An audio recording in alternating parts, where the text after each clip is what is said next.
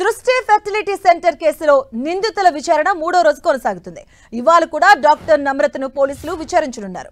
రెండో రోజు విచారణలో నమ్మలేని నిజాలు బయటపడ్డాయి. నిన్న డాక్టర్ నమ్రతను ప్రశ్నించిన పోలీసులు విస్తుపోయే విషయాలు వెల్లడించారు.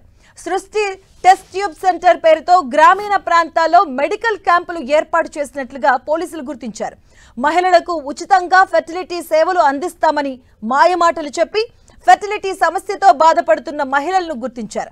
అయితే ఆర్థిక సమస్యలతో చికిత్స తీసుకునేందుకు ఇబ్బంది పడుతున్న మహిళలను ఆసరాగా చేసుకుని నమ్రత ఏజెంట్స్ వారిని ట్రాప్ లో పెడుతున్నట్లుగా పోలీసుల విచారణలో వెల్లడైంది. ఇక ఫెర్టిలిటీ బాధితులను గుర్తించి ప్లాన్ ప్రకారం చికిత్స చేసినట్టుగా తెలుస్తుంది. మహిళల డెలివరీ సమయానికి విజయవాడ లేదా విశాఖ కేంద్రాలుగా డెలివరీ చేసినట్టు గుర్తించారు.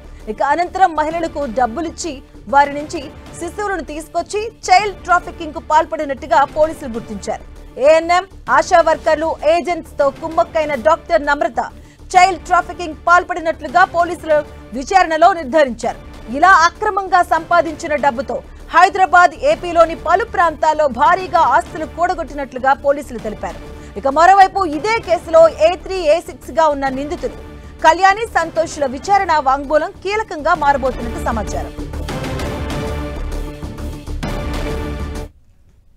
ఇదే అంశానికి సంబంధించిన పూర్తి అప్డేట్స్ మా కరెస్పాండెంట్ కిరణ్ అందిస్తారు. కిరణ్,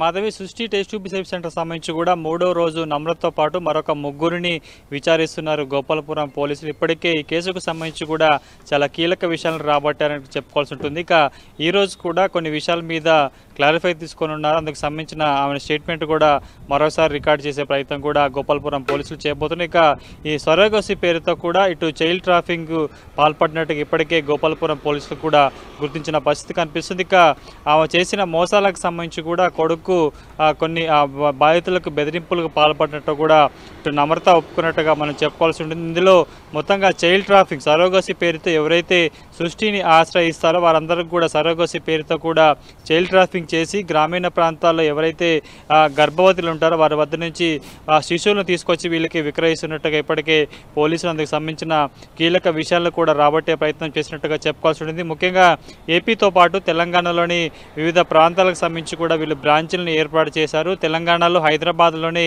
పెద్ద సంఖ్యలో బ్రాంచ్లను కేవలం సికింద్రాబాదే కాదు, షేర్లింగంపల్లి, కుక్కడపల్లితో పాటు వివిధ ప్రాంతాల్లో కూడా వివిధ పేర్లతో బ్రాంచ్లు ఏర్పాటు చేసినట్టు తెలుస్తుంది. ఇక ముఖ్యంగా ఏపీకి సంబంధించి వైజాగ్ కేంద్రంగా ఆవిర్భవించిన సృష్టి ఆ తర్వాత విజయవాడతో పాటు ఏపీలో పలు ప్రాంతాలకు విస్తరించింది. అక్కడే కాకుండా ముఖ్యంగా ఈ సరోగసి పేరుతో చైల్డ్ ట్రాఫింగ్ పాల్పడుతున్న సృష్టి అధినేత నమ్రత కూడా దీనికి సంబంధించి కూడా గ్రామీణ ప్రాంతాల్లో ఏఎన్ఎంలు ఎక్కడైతే గ్రామీణ ప్రాంతాల్లో వారి వద్దకి గర్భిణులు వస్తారో వాళ్ళకి సంబంధించిన సమాచారాన్ని సేకరించి వారి యొక్క ఆర్థిక పరిస్థితి తెలుసుకొని కూడా చైల్డ్ ట్రాఫింగ్కు పాల్పడుతున్నట్టుగా ఇప్పటికే కొన్ని ఆధారాలు కూడా సేకరించారు. ఇక ఒకవైపు రెండు తెలుగు రాష్ట్రాల్లో సంచలనం సృష్టించిన సృష్టి కేసుకు సంబంధించి కూడా ఒకవైపు తెలంగాణ వైద్య ఆరోగ్య శాఖ ఈ తరహా తెలంగాణలో ముఖ్యంగా ఏపీ హైదరాబాద్తో పాటు వివిధ జిల్లాల్లో టెస్ట్ ట్యూబ్ సెంటర్లు కొనసాగిస్తున్న వాటికి సంబంధించిన నియమ నిబంధనలు పాటిస్తున్నాయి. IVI సంబంధించిన తరహాలే కాకుండా ఇతర